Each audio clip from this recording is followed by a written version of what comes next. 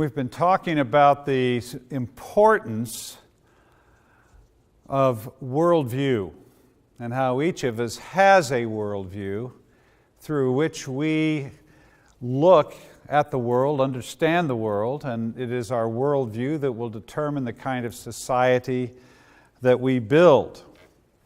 Another way of looking at this is to say that ideas have consequences. I found this illustration of a tree to be particularly helpful to people. A tree has roots, and the roots of the tree correspond to the belief system of a people. Then you have the trunk of the tree, and the trunk corresponds to the values that are derived from that belief system. What is good? What is bad? What is beautiful? What is ugly? So the value system comes from the belief system. The values, the trunk, leads to the branches of the tree, which is the behavior that comes from the value system. And then the fruit of the tree, the fruit is the outcome of the behavior. Ideas have consequences. If in a culture we believe that men are superior to women, we have that value that male is superior to female, that causes men to behave in a certain way and women to behave in a certain way. And that behavior has consequences. And as we looked at earlier,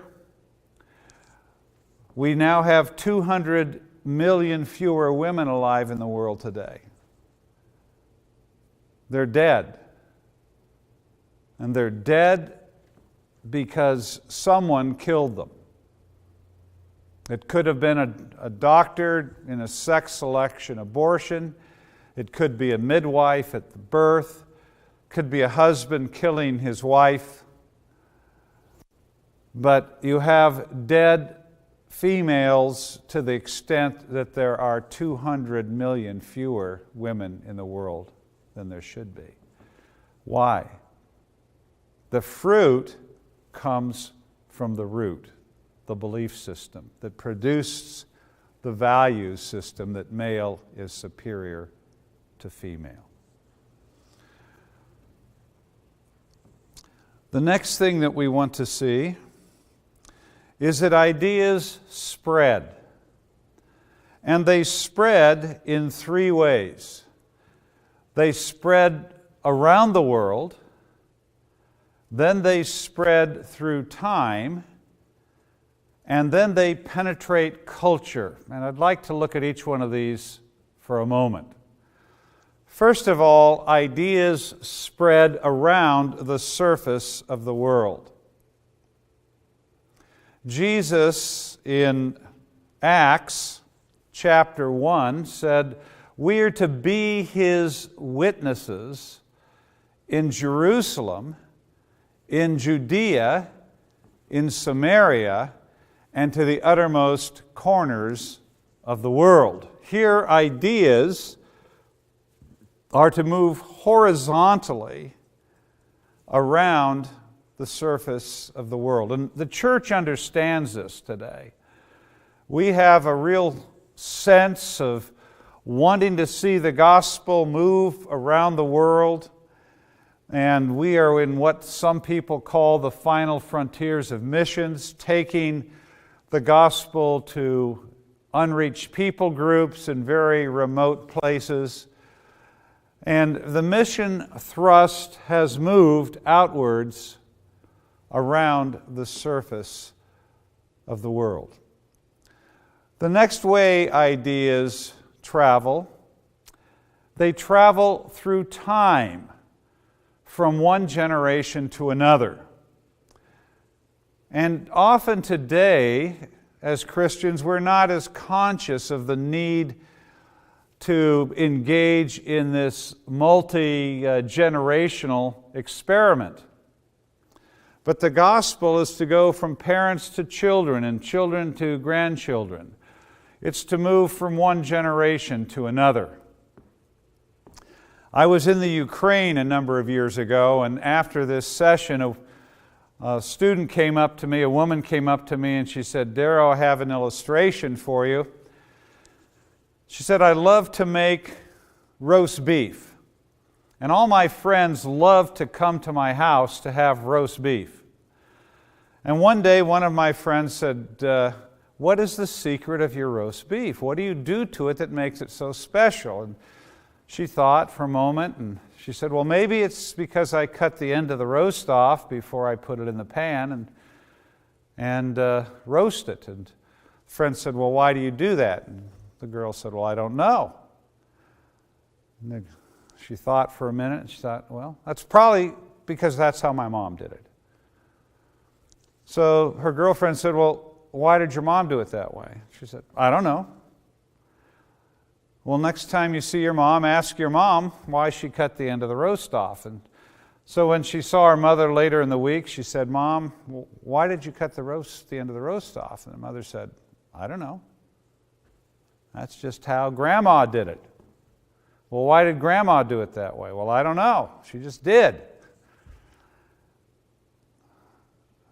So the next time she saw her grandma, she said, "Grandma, why did you cut the end of the roast off before you put it in the pan?" And her grandma said, "Because I had a very small pan and couldn't get the roast in it, so I had to cut the end off." "Well, why do we do the things that we do?" "I don't know.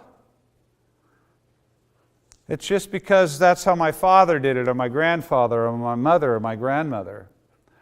And very often we live unexamined lives.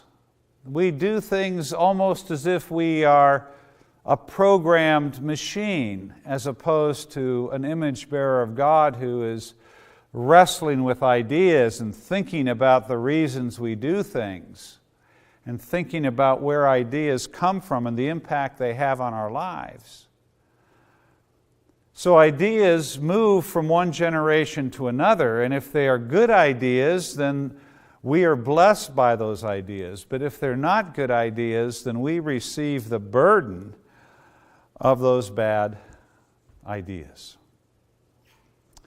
The third way ideas travel is vertically.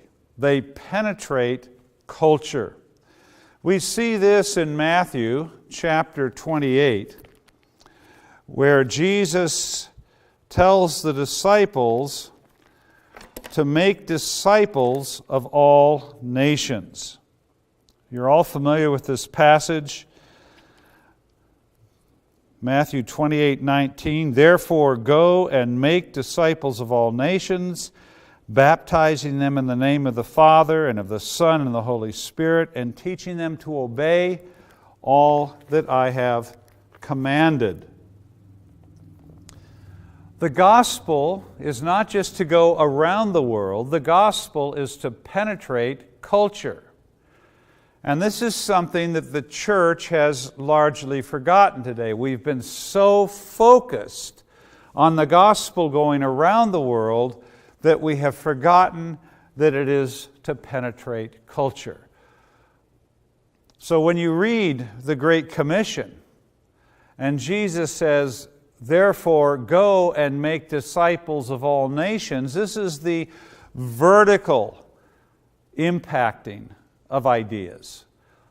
For ideas to penetrate culture. How do ideas spread through culture? They usually begin with the intellectual in the university. These are the men and the women who love to wrestle with questions and ideas.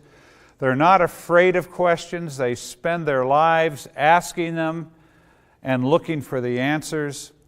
And they are the ones who work in our universities and teach from this body of knowledge that they have gained through their wrestling with ideas.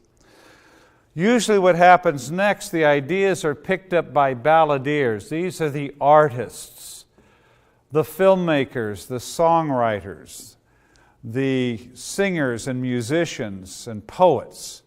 And they are very sensitive people. They usually are the ones that hear the ideas coming before anyone else, and they take and put these ideas into their artistic expression, and the ideas begin to go from there into the culture. They begin to shape culture. The professionals are the ones who pick this up next. These are the doctors, the lawyers, the architects, and they take the ideas that are now part of the popular culture and they create laws and build institutions and structures in society that reflect these ideas. And then we live within the framework of these ideas. And then last, of course, is the common man and woman in a society, and whether the laws are just or corrupt, they are the ones that pay the price for the laws and structures that have been created. So ideas move around the world, they move through time, and they penetrate culture. And it is the penetration of culture that we largely as a church have forgotten. We have seen the Great Commission as going into all the world, preaching the gospel, saving souls for heaven, and maybe planting churches, but we have not seen the gospel as discipling nations.